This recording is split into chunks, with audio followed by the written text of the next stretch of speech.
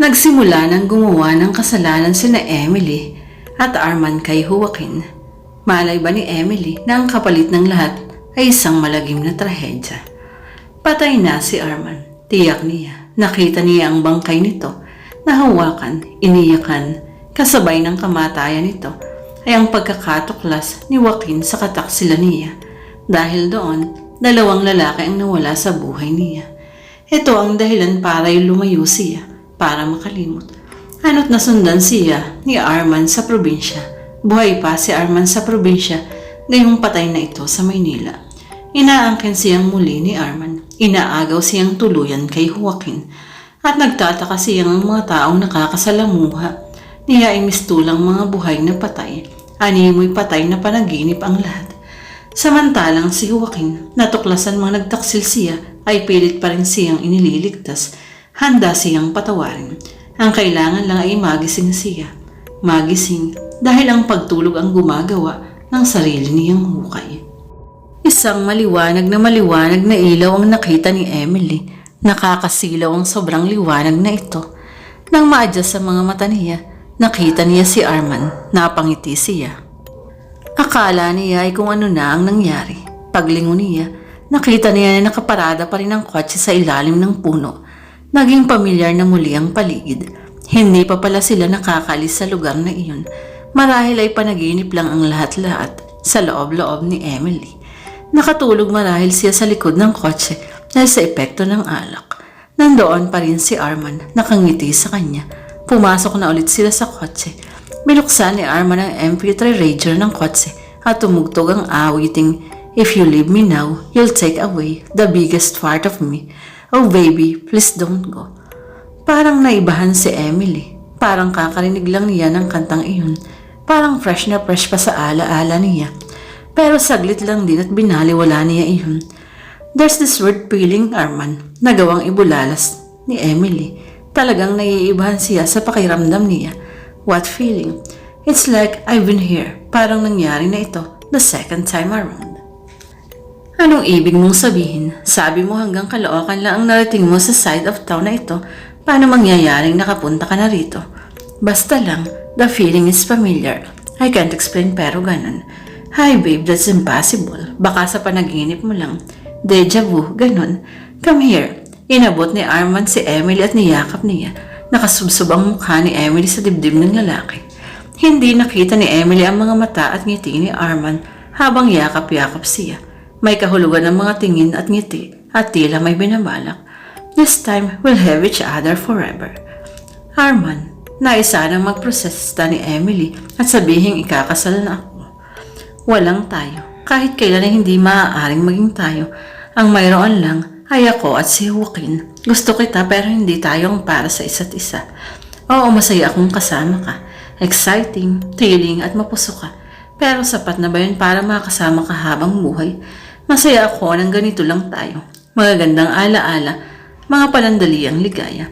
Marami pa siyang gustong sabihin kay Arman pero hindi iyon na isa tinig ni Emily. Kani-kanina lang ay nakasakay si Emily sa itim na sports car na nakapormang pangkarera. Nakasuot siya ng tube na hapitang hubog sa kanyang katawan na pinaibawawan ng colorful knitted bolero, fitted maong pants at puting sandals. Nakalugay ang mahaba niyang buhok na kulot sa dulo. Mabilis na nagpatakbo ng kotse si Arman sa kahabaan ng North Sulphur Highway. Thrill seeker ito, adventurous at exciting. Binansagan itong Arman ng drag racing team dahil sa bilis na inborn talent sa racing. 5 years younger si Arman kay Emily. That makes him 23 years old. Mula sa may kayang pamilya at sunod sa layaw. Arman is a free spirit. Pakaramdam ni Emily she's back in her youthfulness when she's with him. The time finally stops for a while. Para silang nasa ibang dimension ni Arman that the only people that exist. Bago mag-joyride si Emily at si Arman, galing sila sa isang drag racing na sinalihan ito. Hating gabi na nang matapos ang karera. Nanalo si Arman at bahagi ng celebration ay ang matagal ng request ni Emily. Nagmagpunta up north, walang tiyak na direksyon, walang tiyak na patutunguhan o plano. Hanggang may gas, patuloy lang ang takbo. Ito ang prinsipyo ni Arman. Parang buhay nito na walang tiyak na direksyon, walang tiyak na patutunguhan o plano, basta takbo lang ng takbo. Kapwa sila nakainom ng ilang bote ng beer kaya tipsy na si Emily. She feels hot. Binuksan niya ang boto ng sunroof ng kotse. Hinubad ang suot na bolero at tumapak sa passenger seat para ilabas ang ulo at katawan sa ibabaw ng kotse. Nagsisigaw siya habang iwinawagayway ang hawak na bolero. Nakikisigaw rin si Arman na nooy nakahawak ang kaliwang kamay sa manibela at ang kanang kamay sa pantalon ni Emily bilang suporta dito. Pumasok sila sa Santa Rita exit sa isang bakanting lote na may malaking puno. Itinigil ni Arman ang kotse. Inaon ito ang MP3 radio ng tugtugin ay love song. Tumugtog ang linya ng awiting, "If you leave me now, you take away the biggest part of me. Oh baby, please don't go." Biglang tumunog ang cellphone ni Emily. Nagulat silang dalawa sa malakas na tunog ng ring. Akala ko ba, we had an agreement. Kapag magkasama tayo, wala munang cellphone. Baka kasi importante. Baka nag-aalala si ate. Gabi na kasi, di ako nakapagpaalam. Ang daya mo, ako nakatago ng cellphone ko. Pwede ko bang sagutin sandali lang? Then I promise to keep it. Promise? Tumango si Emily. Lumabas sandali ng kotse si Emily at kinausap ang kapatid. Sinabi niya ang birthday ng isang kaibigan at mag-i-sleep over siya.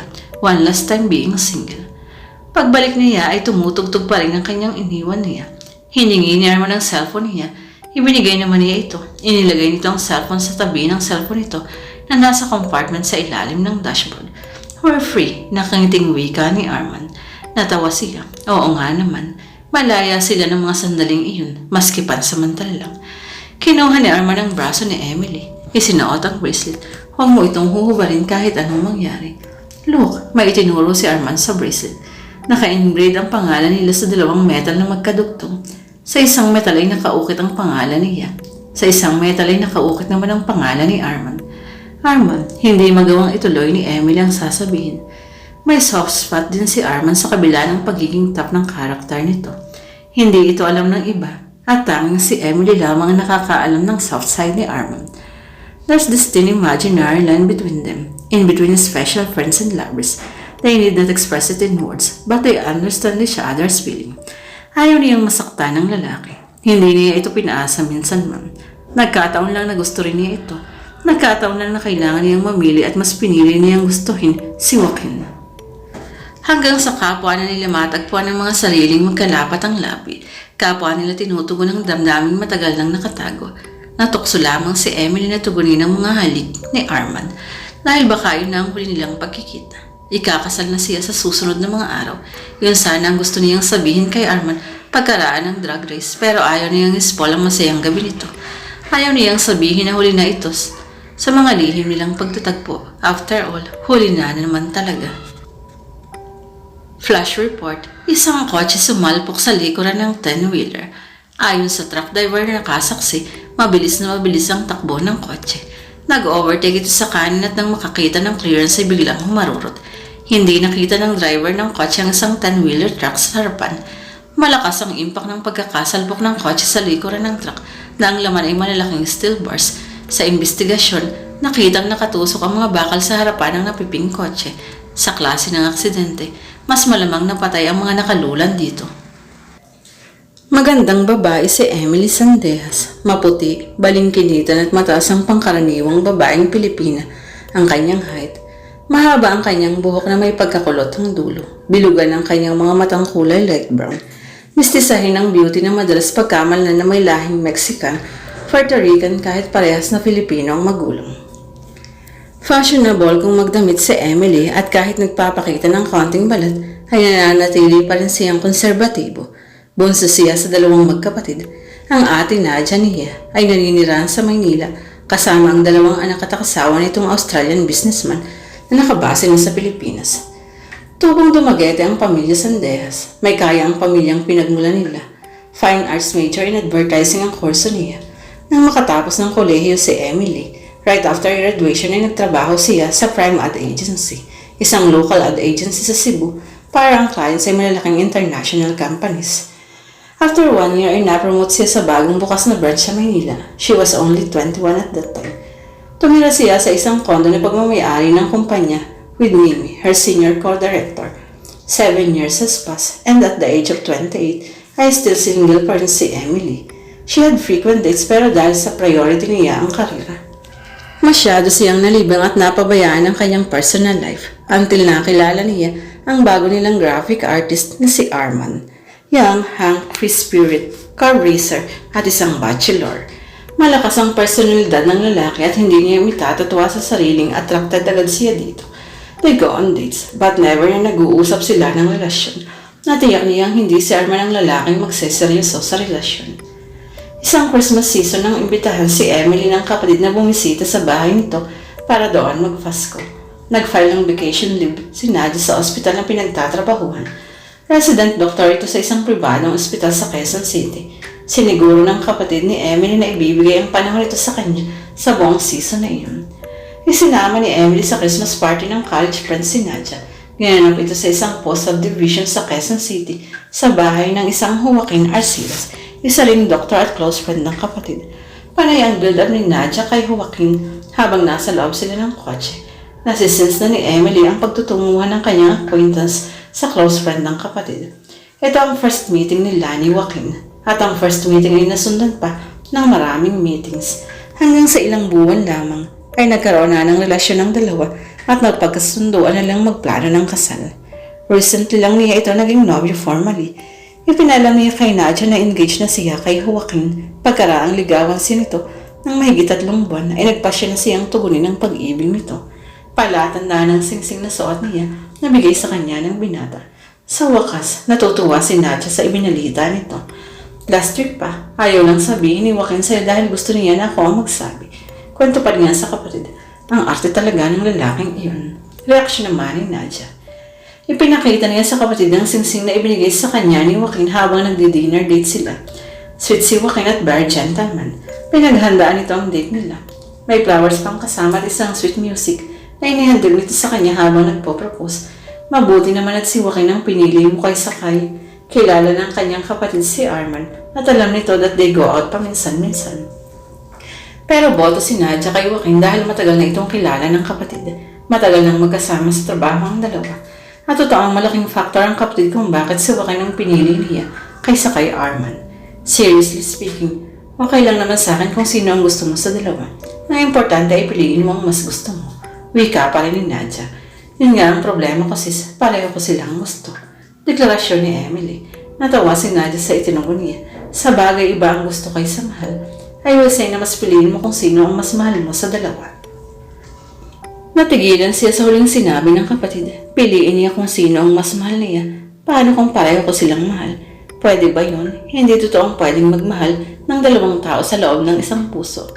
Totoo. Gusto niyang sabihin sa kapatid ang totoo. Gusto niyang ipagtanggol ang sarili sa nangyayari sa kanya. Sa kasalukuyan ang ganong klase ng pakiramdam.